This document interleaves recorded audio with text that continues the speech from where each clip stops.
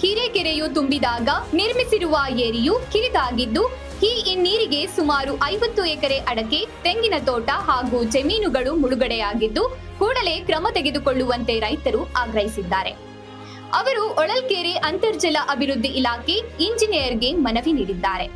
ಜಮೀನುಗಳಲ್ಲಿ ಬಹಳ ದಿನ ನೀರು ನಿಂತು ಲಕ್ಷಾಂತರ ಮೌಲ್ಯದ ಅಡಕೆ, ತೆಂಗಿನ ತೋಟಗಳು ಹಾಳಾಗಿವೆ ಎಂದು ಆಕ್ರೋಶ ವ್ಯಕ್ತಪಡಿಸಿದರು. ಹಿರೇಕೆರೆ ವಿಭಾಗದಲ್ಲಿ 2018-19ನೇ ಸಾಲಿನಲ್ಲಿ ಕೆರೆ ಜಮೀನುಗಳಿಗೆ ರೈತರ ಜಮೀನುಗಳಿಗೆ ನುಗ್ಗಿದ ರೈತರಲ್ಲಿ ಕಟ್ಟಡ ಕಟ್ಟಿ ಅದಕ್ಕೆ ನಿರ್ಮಾಣ ಮಾಡಲಿಕ್ಕೆ ಸರ್ಕಾರದಿಂದ ಟೆಂಡರ್ ಆಗಿ ವರ್ಕ್ ಮಾಡಿದ್ರು.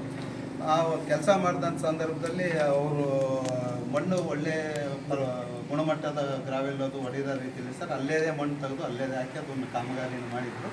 ಇದರಲ್ಲಿ ಈಗ 18-19ರಲ್ಲಿ ಮಳೆಗಾಲ ಚೆನ್ನಾಗಿದ್ದರಿಂದ ಆ ಬಾರಿನೇ ಅದೆಲ್ಲ ಕೊಚ್ಕೊಂಡು ಹೋಗ್ಬಿಟ್ಟು ಜಮೀನುಗಳು ಸುಮಾರು ಒಂದು 500-600 ಎಕರೆ ಜಮೀನಲ್ಲಿ ನೀರು ನಿಂತುಬಿಟ್ಟಿತ್ತು ಸರ್.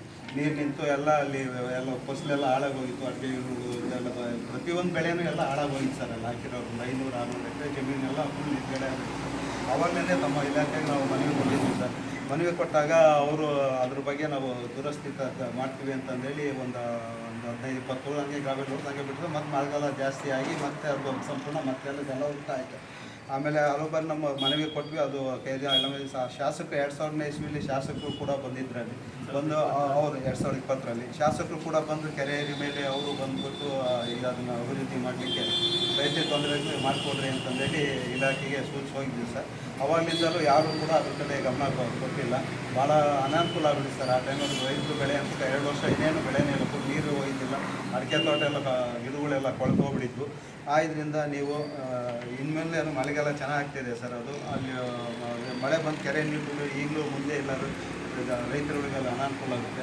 ಇದರಿಂದ ನೀವು ಅಲ್ಲಿ ಜಮೀನು ರೈತರ ಜಮೀನಲ್ಲಿ ಏನು ಮಾಡಿದ್ದಾರೆ ಅದನ್ನು ರೈತರ ಜಮೀನಲ್ಲಿ ನೀರು ಹೋಗದ ರೀತಿಯಲ್ಲಿ ನೀವು ನಮ್ಮ ರೈತ ಬಾಂಧವರಿಗೆ ಅನುಕೂಲ ಮಾಡಿಕೊಡ್ಬೇಕಂತ ತಮ್ಮಲ್ಲಿ ಮನವಿ